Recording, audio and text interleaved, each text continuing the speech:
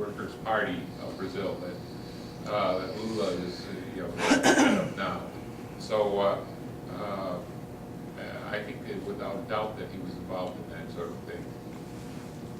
Actually, this is my second question. I'm not sure how to ask this, and it's a very large question.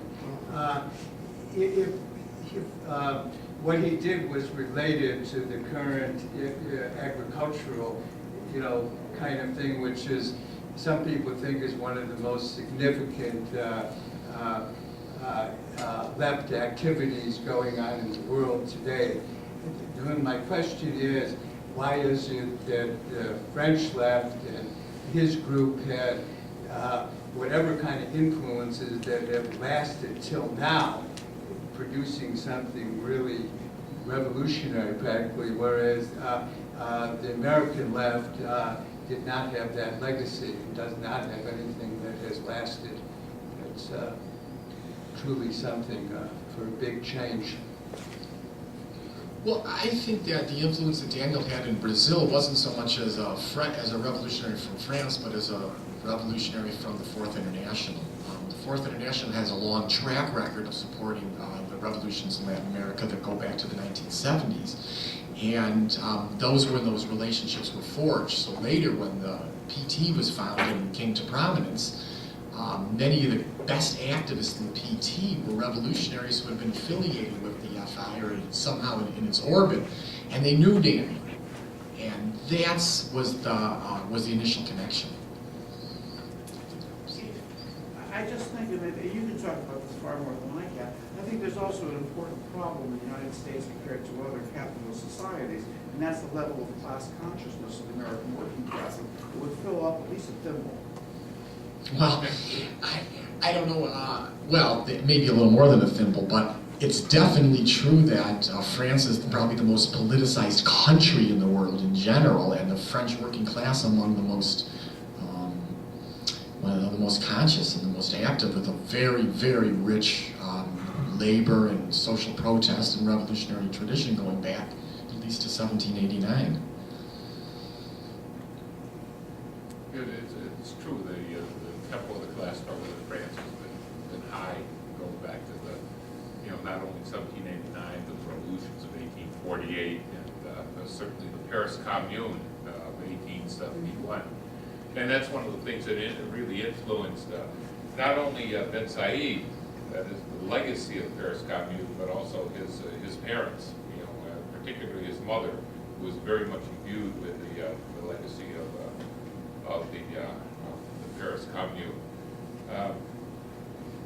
Class struggle in the United States, and class consciousness, has, for various historical reasons, lagged certainly in other countries in many instances.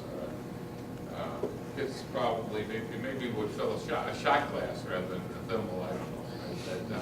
I don't think that those analogies are particularly useful. But that's certainly one of the challenges facing anybody who considers herself or himself a member of the left today. Yes, please. Hi. I want to ask a question, but it's really a kind of a camouflage for a statement. So let me make the statement first.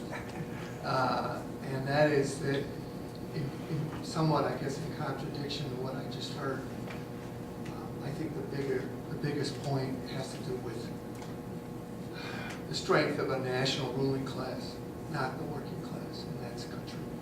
I think if you look at England, France, or Germany, you see a working class and a chastened business class and an optimistic working class making material and political advances when their own national ambitions have crashed and burned. Whereas in our case, that is not the case.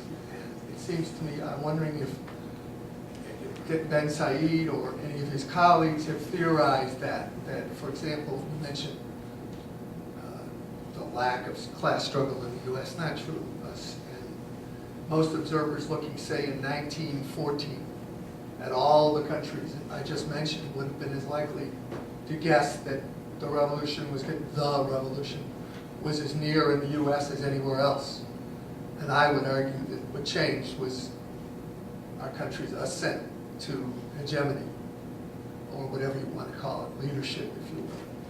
And that I wonder if there's been any kind of, let's say, debate, discussion about these relative weights or importances of these factors in this kind of estimation. Well, I don't know if Bensaïd, if Daniel really wrote much about comparing the ruling class in the U.S. and France, but the tempo of the class struggle and the labor movement. But there's a very interesting historical economist who writes mostly on U.S. labor issues, also at the University of Massachusetts Amherst, Gerald Friedman, who's a very interesting argument.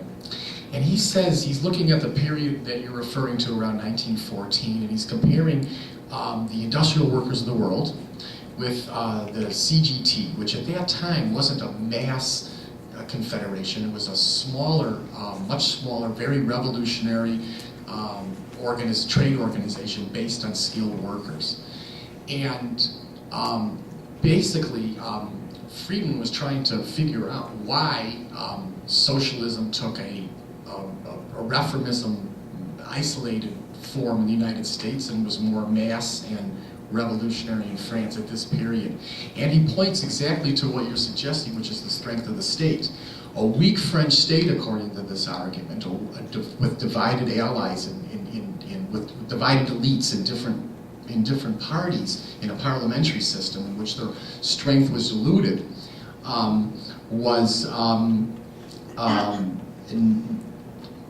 helped stimulate a revolutionary response on the part of workers. Whereas a very strong, repressive U.S. state, think of the Palmer raids after the Russian Revolution And the whole in repression, 1919. 1919. All of these things resulted in a more isolated left and opened up a greater space for reformism. So I think it's an interesting argument that we can, if we don't necessarily buy completely into it, I think it's something that we can think about.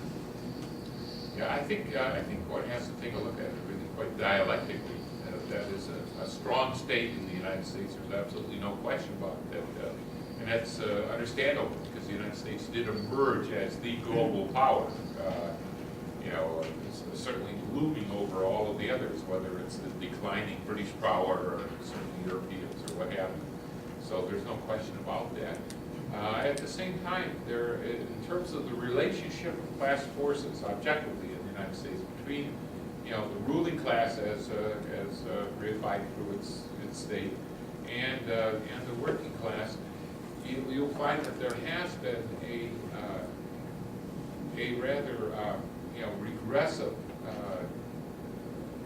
I think, decline in working class militancy over the past say century. All the way. And you could see it structurally in terms of working class, just simply the percentage of the working class that is organized in trade unions now. It's under 10% now. And the majority of unionized workers now in the United States are in the public sector, not in the private sector, in the public sector. And so this is an indication of that changing relationship of forces. I think that the relationship of forces in, say, 1914 was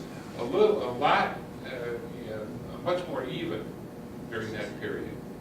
But for a whole variety of reasons, not the least of which is the United States economy emerging as the victor out of World War II, with certainly the French economy, the British economy, the weakness of the Soviet Union having lost 20 million people, and all that sort of thing. The emergence of that quarter century of American prosperity following the close of World War II had a big impact upon this stuff, both in certainly demobilizing certain sectors of the American working class and giving the ruling class some pizzazz, so to speak. More questions? Discussion?